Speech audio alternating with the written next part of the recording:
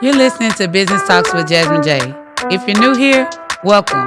If you've been rocking with me, thank you for staying tuned in.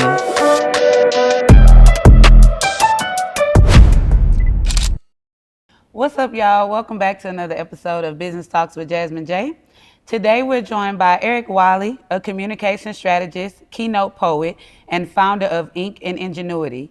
He helps high-performing leaders clarify their vision and amplify their impact through intentional messaging.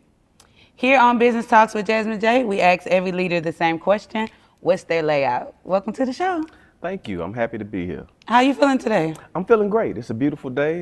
This Twilight Zone Texas weather is up and down, but today is a beautiful day, so I'm Today feeling it great. is. Yes, that's right. So can you just give us a little bit more background about you and how you got to the person you are today? Absolutely. I was raised here in Houston, born to a military family. My parents were in the Army, but I've been a child of Houston since 3 years old. Okay. Later on in life, I ended up in the military as well, serving in the Army. Okay. Went back to my place of birth in Arizona, which was interesting. My entire life, I have been a student of wisdom, a seeker of knowledge, right? Right. And I think that has propelled me to develop into the person I am today, a person who strives for understanding, effective communication, and has taken my analytical mind, my desire to not only be heard and understood, but to understand and transform it into an opportunity to create clarity for others and help them navigate communication in a more effective way. You know, I know as we go through these questions, more will come out, but I want to know, like, to get to this level, is there a lot of transformation you had to go through on your own? Absolutely, absolutely. As long as I can remember, I was told I was articulate, right? I've always believed myself to be a good communicator. Okay. But there's a difference between being a good communicator and an effective communicator. Okay. And if you're not willing to audit yourself, your strengths, your areas of development, it's very challenging to move from being a good communicator to being an effective communicator. Yeah. And an effective communicator gets the desired results. So there was a lot of work that I had to do internally. And the first thing I had to do was listen. Listening is one of the most powerful moves you can take in life. And oftentimes, it's easy for us to tune out because we don't like what we hear what others are saying. Right. But if you really take the time to listen with the intent of personal growth, then the transformation is inevitable. Yes. Okay. Well, I'm looking forward to diving in more to the conversation. So I like to talk a lot about the leadership journey. So at what point did you recognize the leadership within yourself? Through confirmation. I recognized through confirmation of people seeing the leadership qualities in me, in how I carried myself, and how I went about accomplishing a particular task. It really became prevalent during my time in the Army, Okay. given different opportunities to lead and achieving results. Being a person who went into the military later in life, I joined the Army in my early 30s. So what's the typical age that people normally join the Army? Straight out of high school? Straight out of high school, which is what I wanted to do. But that didn't happen for me. But a lot of people tend to join in their teens, in their early 20s. I joined after having some life experience. Okay. College, where I learned the ups and downs of that. Joined a fraternity, became a member of Omega Psi Phi. That was an experience that amplified my understanding of leadership. So all these things came into play for me. But the military is where I cultivated my leadership.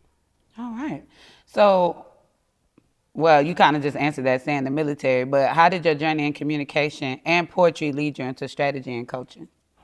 As a kid, I grew up in an era where children were seen but not heard, right?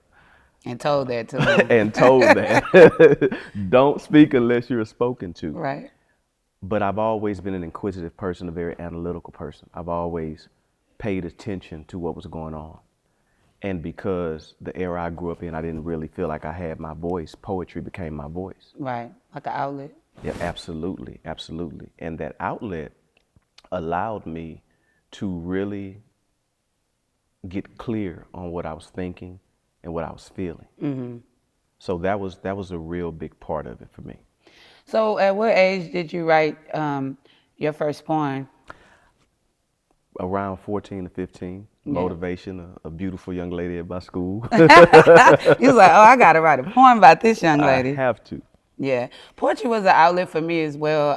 I started performing poetry first before I started writing it. So actually, in kindergarten, I won my first poetry contest. But maybe third grade, I think, is when I wrote my first poem. And now that I look back on it, I was just going through some things at home with my mother and things like that. So I just wrote it down. But it definitely became an outlet, and it made me realize the power within myself and how I do have the power of communicating. I'm a very good writer and things of that nature, and it started at a very young age. Absolutely, absolutely. Poetry is a great way to build your confidence. Yes, it is. So, what moment made you realize your voice and helping others find theirs? Like, how did you know this was your calling? I learned that this was my calling when there were people I knew and people I didn't know affirming me. Hey, you're a great teacher. I love how you put that. Um, how do you think like that? What's your approach? To me, recognizing confirmations and affirmations didn't always come easily. Yeah. Because confirmations can start out at different intensity levels. Sometimes it's, oh, you should teach that, you're really good. Direct, but subtle, conversationally, easy to dismiss. Yes. As you walk your path and you gain more focus on what you want to do and who you want to become, those confirmations and those affirmations get louder. Louder and louder. So those confirmations became loudest for me during my military career, shortly after leaving the military, when I started a family, and understanding that people saw my approach to teaching, to sharing my knowledge, and felt like it was something that more people could benefit from. Definitely, definitely. So, when you think about legacy, what do you hope your work leaves behind? I hope my work leaves behind what it looks like when you allow your passion to become a vision, and when your vision speaks to the heart and soul of the community that you grew up in. Yes, definitely. As a father, I want my legacy to be one where my son saw me put forth my best effort in all areas of life and generated something tangible that they could grab and hold on to and take to the next level if they desire to, or they can simply say, my dad did this and I learned this while watching him do it. My legacy is a legacy of community, a legacy of love, a legacy of family, Yeah. and a legacy of effective communication. We love that. So as we transition to the next pillar, I want to talk about business, faith, and community. So your work with high performers, what's the first thing a leader must understand about communicating with intention? The first thing a leader must understand is the importance of connecting. And the best way any leader can connect is by listening. If I want to lead someone, I have to understand what they need in order to lead them. And I can't understand them without attempting to connect with my ears. Right. So to me, that's the most vital part of taking the journey to be a very good leader, understanding the importance of listening and using your ability to listen to connect. Definitely. So once that connection is established, how important is relationship building after that? The relationship building is critical. It becomes the foundational element or one of the foundational layers that you need. Yeah. Every good leader makes you feel good to a degree, right? Right. And an element of that is likability. You can be very good at anything you do, but if there is no ability to connect in clarity and communication, if there's no ability to help people relax around you, no likability, then it makes your job twice as hard. Yep. So how does faith or grounding shape how you show up in your work? I would say that Faith and grounding allows me to be consistent. And it's the difference between sporadic movement and intentional effort. Can you explain that more? Yes, absolutely. My faith walk, my spirituality, it's an exercise in submissiveness. Submitting myself to something greater than me through meditation, through prayer, through discipline, through focus, right? It is easy for us to stick our hand into the melting pot of life and pull out all these things that we feel like we need to focus on, right? But in order for us to truly get grounded, the one thing we gain mastery over that allows us to do that is our ability to focus. So I start my day with the focus directed towards very key elements: meditation, prayer, waking up my nervous system, exercising, and then priming my mind after I've awakened my body to very specific tasks. And what that has allowed me to do is that it's allowed me to become less distracted. It has allowed me to understand how I thrive and how to more effectively use my time. I'm a person who works in spurts, 10 to 15 minutes of focus. Let me dig into that, and then I can move on to the next thing. But we've often been taught that we have to maintain an extended period of focus to be effective. And that doesn't work for every single person. So that time to take in finding faith and grounding yourself is very critical in understanding how you thrive and how you can succeed. I used to think the same thing, coming from a kind of like a corporate background. I thought you had to focus, long hours at a time, and you rest when you get off or when you get home. But I was introduced to I don't know the exact name, but it was basically like 30 minutes on, 30 minutes off. So you focus for 30 minutes, you set your clock, then you take a break. You do whatever, you come back, you focus for 30 minutes. And I actually tried that for about 3 weeks in my leadership role at the time. And I realized I was way more effective doing the 30 minutes on, 30 minutes off than trying to focus for hours at a time, especially doing accounting work. Like at some point you get to drift off. Absolutely. So I definitely realized that was game changing. So what challenges do people face when trying to bring clarity to their brand or their leadership? Some of the challenges people face is wanting an immediate result. When you've done a certain amount of work for a certain period of time, you begin to think, why isn't what I want to happen happening right now? Right. Right? So it's an easy way to get distracted. It's an easy way to get discouraged. It's an easy way to lose focus, wanting it to get done in your time. When you put more energy into how you approach building that clarity, it all starts somewhere. It starts with what we want. I want to be an effective communicator. How did I get there? I got there by looking at myself and recognizing that even though I'm articulate, there was a disconnect between what I said and what other people heard. And sometimes that disconnect didn't have anything to do with what I said. It may have had something to do with my body language or my facial expression. How it might have been delivered. Yeah, so those are some of the obstacles that get in the way of us achieving the clarity that we seek and being able to amplify our messages. We look at the result that we're not getting, but we look in the wrong place. We don't look internally. We don't audit ourselves enough to recognize how we can tweak something, because our results are a direct result of how we manifest our thoughts, our visions. Thoughts become things, things become action. Right. So to me, that's one of the key factors. You have to really be able to look at yourself, what you're doing, and the other element is most of us don't have, or we don't utilize the healthy support system we have. Some of us haven't built it, some of us don't use it. Can you give us an example of what a healthy support system looks like? Absolutely, absolutely. An example of that, I was married for 9 years. I ended up going through a divorce. And the first thing I did was reach out to people I trusted, let them know what was going on, and ask for their support in navigating this. Some of these people were married. Some of these people were not married. Some of these people had alternative lifestyles.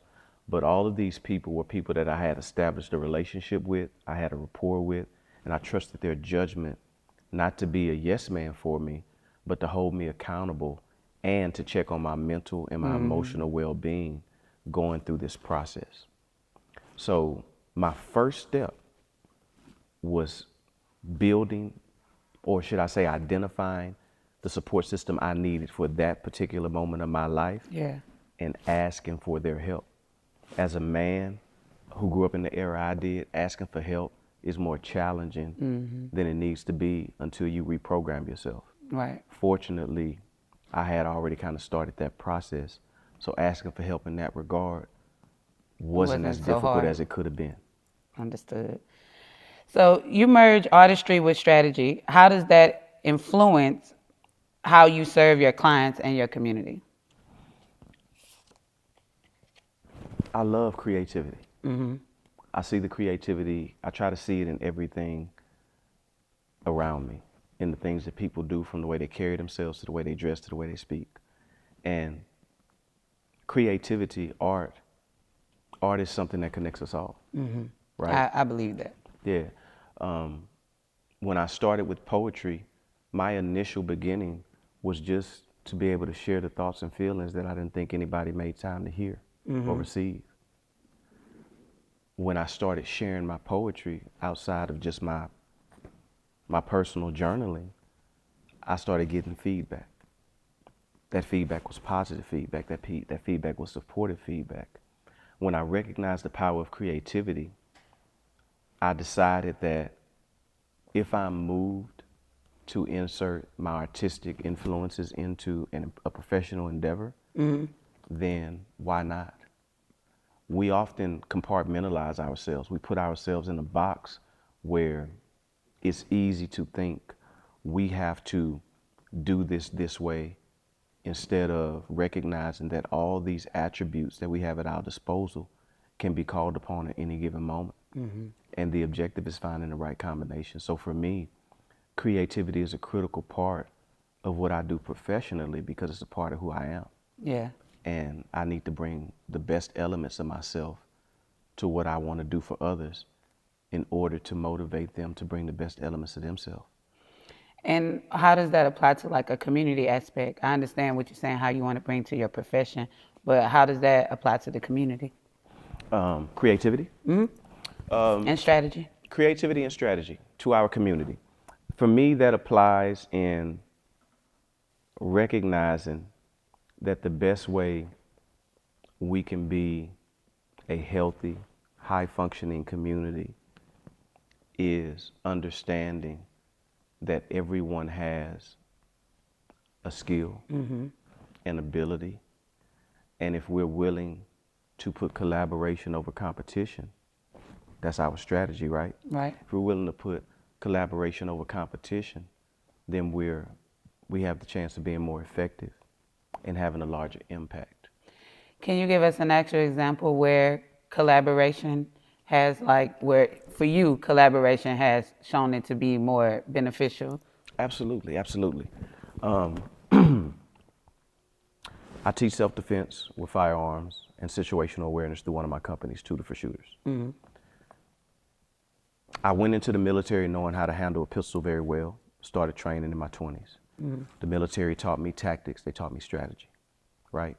They taught me how to use a long gun. When I left the military, I knew how to teach people how to shoot, but I needed to learn how to connect with a civilian mindset after being in the military community for so long. Right. I found myself a mentor, right? He taught me how to connect in that arena. I didn't need to go to him to learn how to shoot. I needed to go to him to learn how to connect so that I could bring what I gained during my time in service to the forefront of people who wanted to understand how to protect themselves, right? So that was a collaboration of sorts, because in order to get that mentorship, I had to be in a place of humility to ask for help from someone who had been doing it far longer.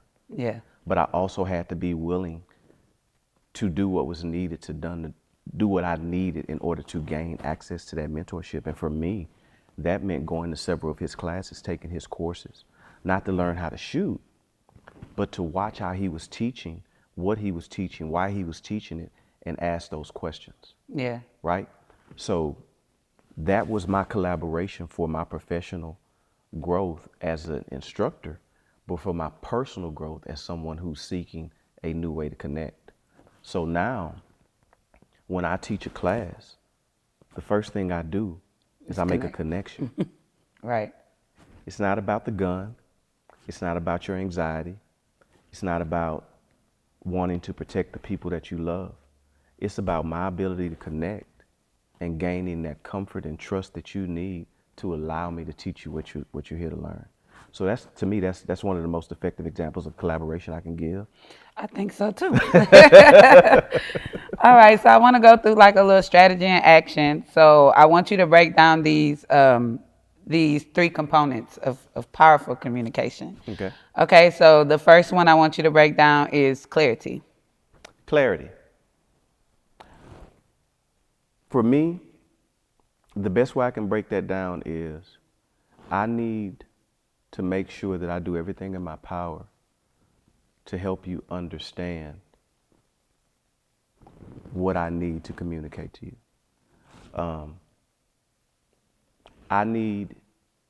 We'll go back to the firearm. If you're holding a firearm and you're deathly afraid of guns, the best thing I can do is help you understand that that gun won't do anything that you don't want it to do while it's in your hands. You just have to know how to do what you need to do. In other words, clarity would be, if you do your job, that firearm is going to do its job, and you don't have nothing to worry about. Clarity would be, if you don't follow my safety rules, we're going to the fun zone, and the fun zone ain't fun. Damn. Right? Right. So that's how I try to achieve clarity. I try to eliminate all the excess and get straight to the point in a way that people can resonate with. Okay. Emotion. Emotion. Understanding feelings matter, but feelings aren't always facts. My mom says that a lot. Right. For example, men and women communicate differently. Right. A lot of times, a woman communicates and interprets emotionally, whereas a lot of men communicate and interpret logically. If I don't realize that, or acknowledge or accept that I'm dealing with someone who is communicating and receiving emotionally, then I'm putting both of us at a disadvantage if I continue only to focus on logic. I have to make space for the emotions. Right. And while the emotions may not always determine what's factual, they often have an impact on what's relevant. So you can't ignore them. All right. And last one is intentionality. Intentionality. Well, there's a common saying, mean what you say and say what you do. In order for me to be intentional, in order for anyone to be intentional for that matter, you have to start with where you are and recognize the best way to get to where you want to be. I want to be heard. I need to be understood. How do I go from being heard to being understood? How do I connect with you in a way to where you recognize my intention is to provide clarity? How do I connect with you in a way to where you understand that my intention is to make space for how you feel, but to find a common ground between what's factual and what's needed? My intention is to show that I am subject to imperfection. And despite that, I'm willing to do what's needed to help get to a place with a person or a community that allows us the best chance to be successful and sustain that success over a long term. That's my intention. There it is. So, what I would like for you to do for us, so we can see this in live action, is I want to ask you, what is the impact you want your work to have? But I want you to answer that, keeping in mind clarity, emotion, intentionality. That way, we can see, me and my audience can see firsthand how this messaging works. Absolutely. What do I want my impact to have? What is the impact you want your work to have? What is the impact I want my work to have? The impact I want my work to have, I want my work to help leaders, high performing individuals achieve self mastery so that they can overcome self doubt, so that they can be very clear with the information that they want to provide for their clients, so that they can amplify the impact that their brand, their presence has in the community that they seek to serve, and so that they can represent themselves in the best way possible. How I do that? I start with the individual, right? You are an entrepreneur with corporate experience. You are a woman with life experience. In order for me to help you reach a place of self-mastery, I have to acknowledge that at any given point, you may have had some type of self-doubt. It comes and goes. It's something that will always be present. How do I help you navigate that? I start by acknowledging that it exists. But as soon as you feel self-doubt creeping up, say anything, say your name. Break the mental thought process that allows self-doubt to take root. Then say something positive, whether it's about yourself or about what you want to do. Right. Okay? So if I give you the tools for self-mastery and focus and overcoming self-doubt, I've given you a critical component based on what I do to help you succeed.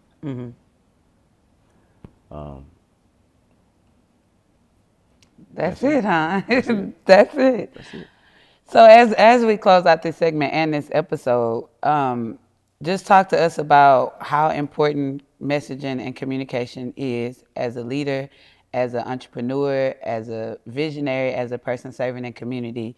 You know, close us out by letting us know how important is it. Messaging is extremely important. It's the difference between being heard, being remembered, and being forgotten.